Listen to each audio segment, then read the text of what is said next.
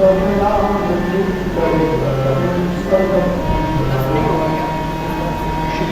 गुरु चरण सरोज निगम मुकुट सुधार बरनौ रघुवर विमल यशो जो दायक फलदायी। बोलिए श्याम रामचंद्र भगवान की। भवानी शंकरो वंदे श्रद्धा विश्वासो याभ्याम विना न पश्यन्ति सिद्धाः स्वामिनः समुच्यते। वंदे बोधमयं नित्यं गुरुं शंकररूपिणं यमाश्रितो हि भक्तोऽपि चन्द्रः सर्वत्र वर्तते। प्रभु कथा रस के रसज्ञ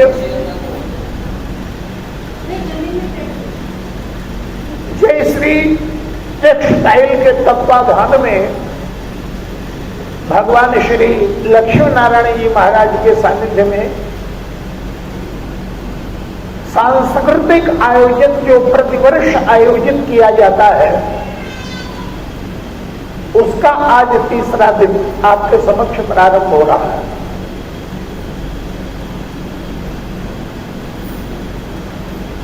अभी केशवराम रेवण में कथा चल रही थी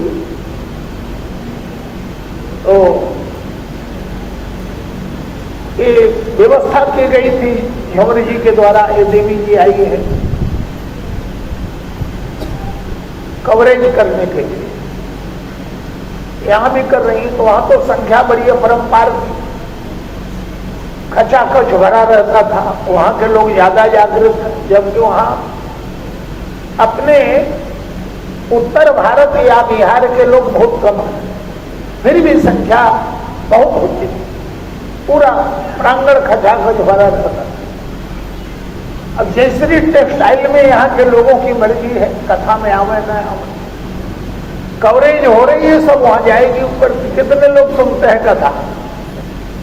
तो ये जयश्री टेक्सटाइल वाले जाने, आप जाने, हम तो अपनी भूमिका पूरा कर रहे हैं। तो श्रावण का महीना है और भगवान शिव की महिमा का वर्णन, उनकी कथा का वर्णन आपके समक्ष चल रहा है। अभी 2 श्लोक का पाठ मैंने किया।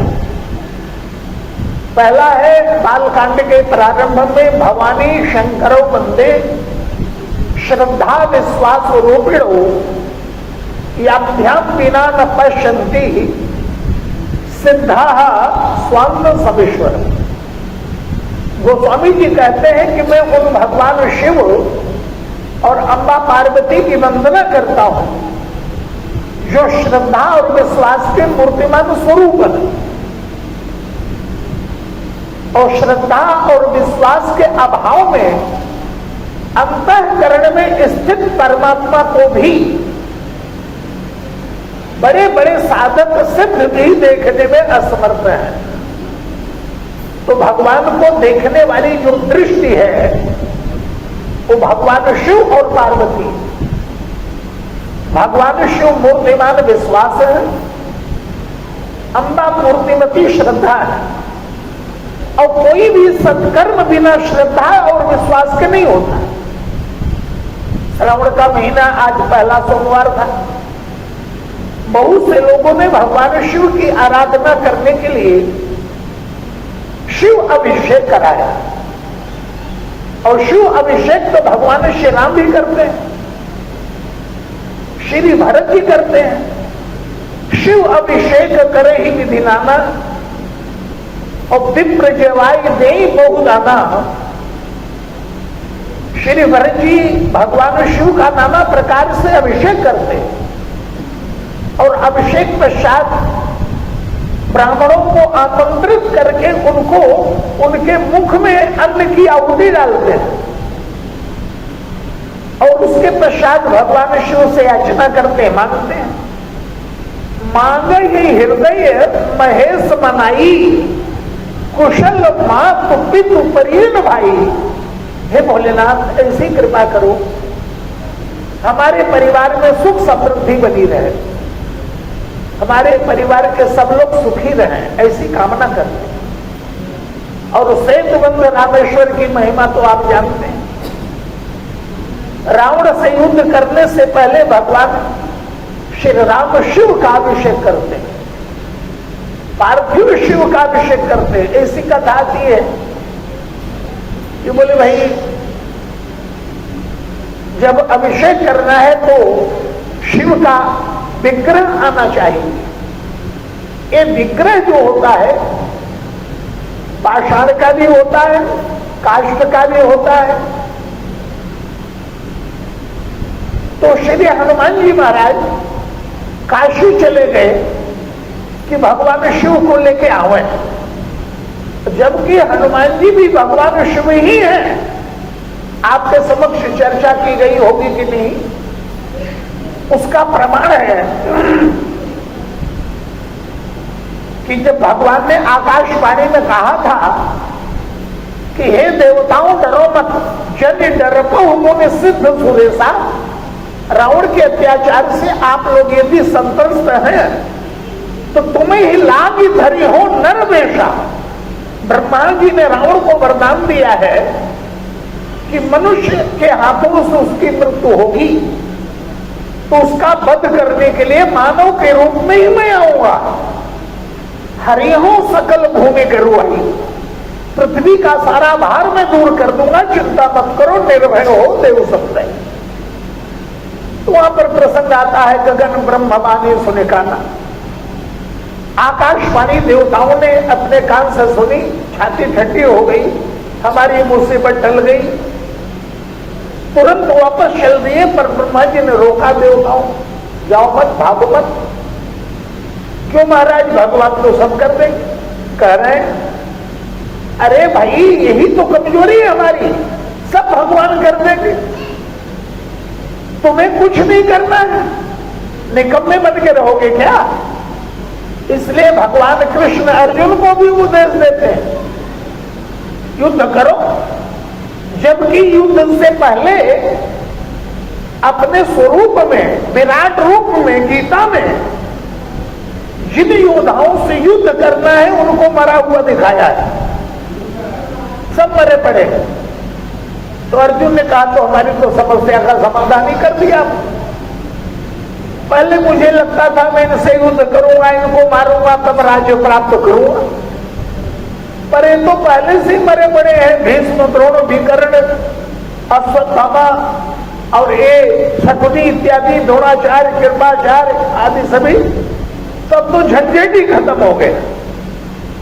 तो भगवान कृष्ण ने कहा मरे हुए दिखाई दे रहे हैं, ये तुम्हारी आंखों से दिखाई दे रहे हैं कि मैंने जो दी है उससे दिखाई दे रहे हैं।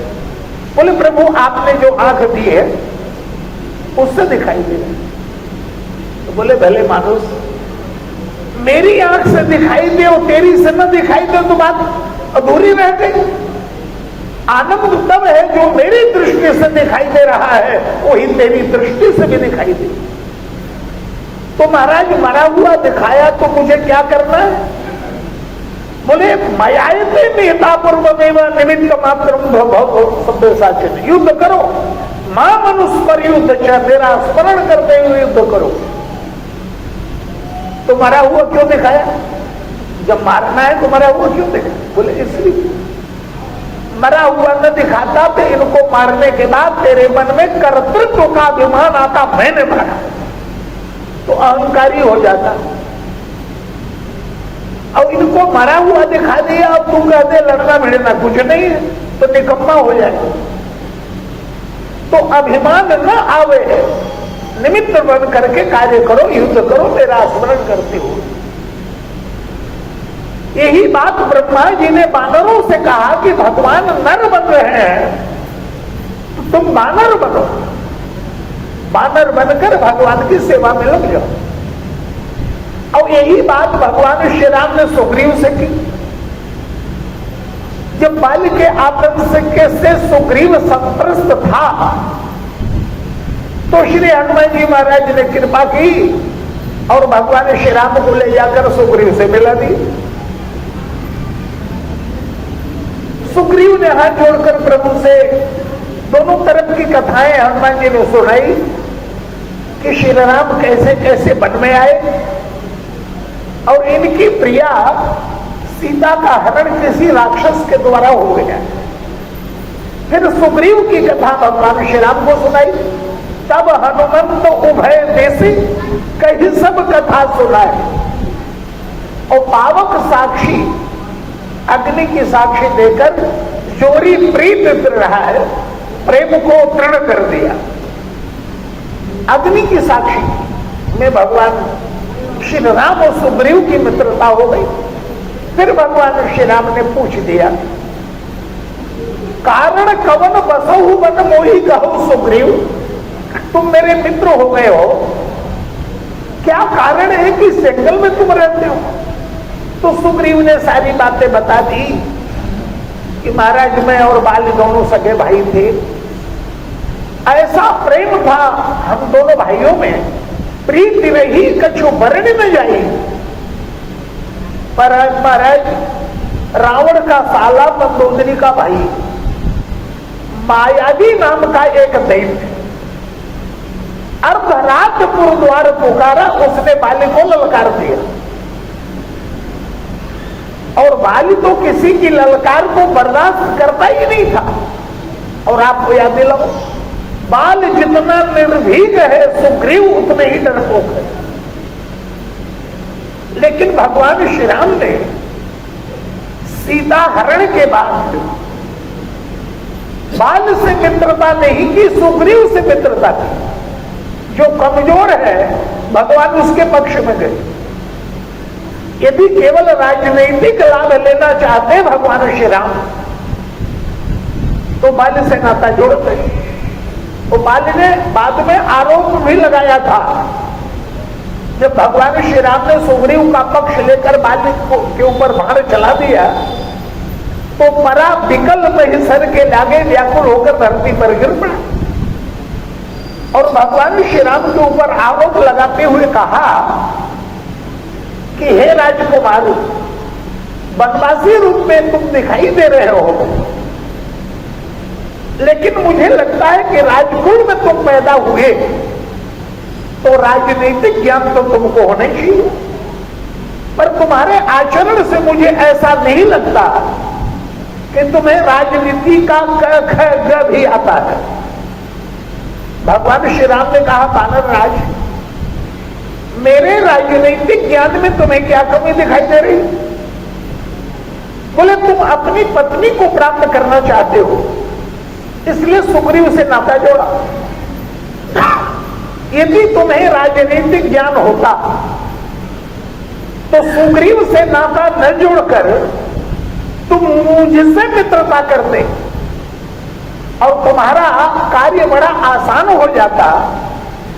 जिस व्यक्ति ने तुम्हारी पत्नी का अपहरण किया है, जटायु के द्वारा पता चल गया था कि महाराज मेरी ये दुर्दशा तो रावण ने की, नाथ दसानन यह गत की नहीं, उस व्यक्ति का मैं विजेता हूं। उसको 6 महीने तक मैं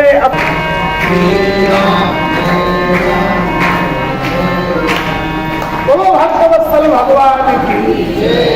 असली धनुष बाण भी भगवान के पास नहीं था। जब सीता जी का श्रृंगार कर रहे थे, रामायण में अरण्य कांड में वो प्रसंग है, एक बार चुनी कुसुम सुहाए मिलकर भूषण राम बताए, सीत ही पहिरा ए प्रभु सादर, बैठे फटिक शिलावत सुंदर। तो सुरपति सुरधनिपाल सुभेखा, सख चाहत रघुपति